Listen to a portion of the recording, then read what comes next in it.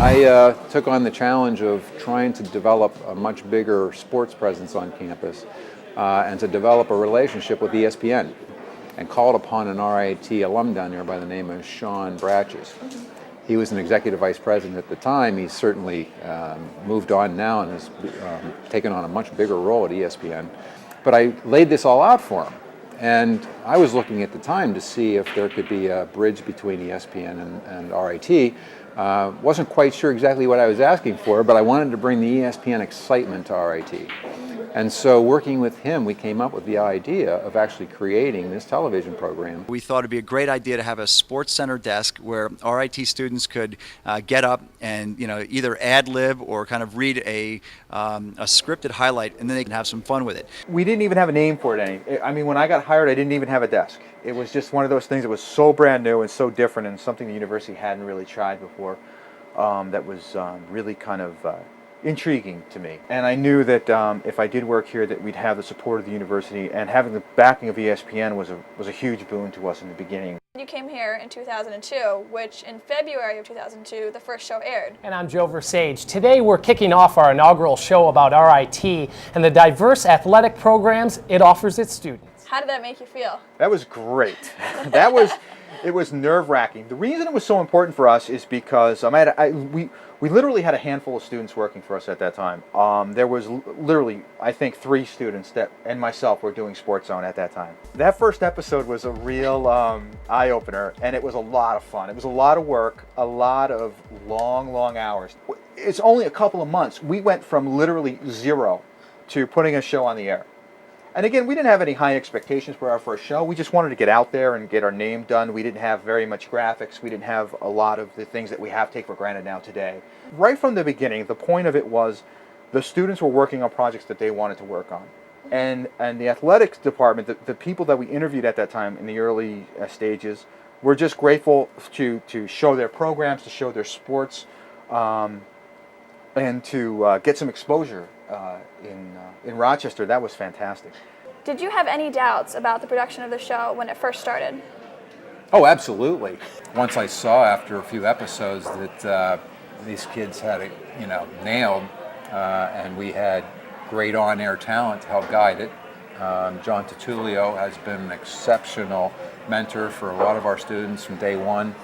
He came in and immediately added an air of professionalism that was instantaneous. I breathed a great sigh of relief because I just knew that it was going to be successful. And it was because of this that we've launched into the live broadcasting business, which we started this fall for all of our hockey games. And during the course of this year and next, we're going to expand that into the other sports here at RIT. Did you ever envision that SportsZone would be where it is today? It's hard to gauge because you don't know where it's going to end up. It's like there's nothing before it to give you a gauge of where we're going to be. Did I think we were going to last 7 seasons and 100 episodes? I really didn't think that was going to happen. I don't know why. It's been successful. We've won awards. We had support from the university. The students do a phenomenal job on the show. But I just thought, again, the creative aspect, I wanted to keep it changing, evolving, and being different. And we're forced to do that no matter what with students, because you guys are always here for 4 years and then you're out, and then there's another group of people that come in, and that's great because there's always fresh ideas and new invention coming in, and that really has helped a lot.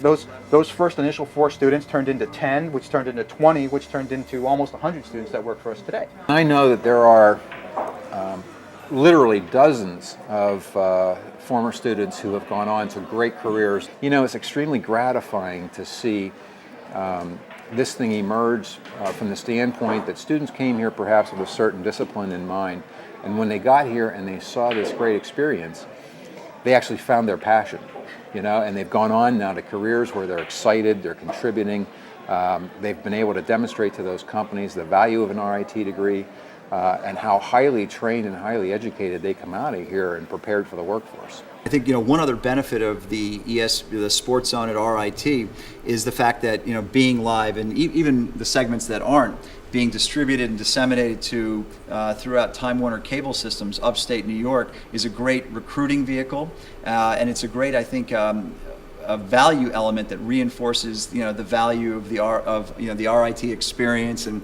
gives somebody, today something a little bit more material to hold on to and keep as a keepsake. Yeah, I think it's been far greater than I expected as far as the contribution, the awards that the show wins in these national competitions, and the student programs have won year after year. So they've done a terrific job, and that speaks to the quality of the folks we have. You see your children or my children, and they're like this, and then then you turn around and they're like this. It's the same thing with SportsZone. It's like all of a sudden we're doing our 20th episode. Now we're doing our 80th, then 100th, and it's like, wow, where'd the time go? And so that's been a lot of fun. It's been a lot of work, but it's been a labor of love.